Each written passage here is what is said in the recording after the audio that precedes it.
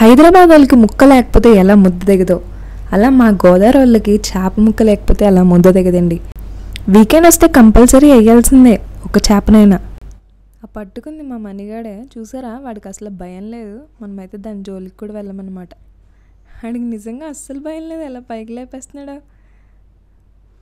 ఇవి మా అన్నయ్య కాలువలో గేలం వేసి పట్టిన చేపలు అనమాట.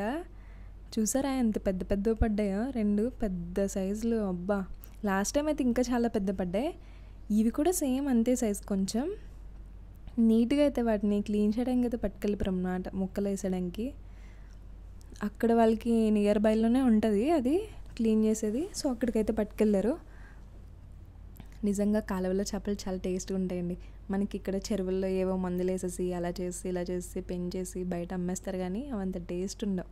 ఈ కాలువలో చేపలు అయితే నిజంగా చాలా టేస్ట్ ఉంటాయి.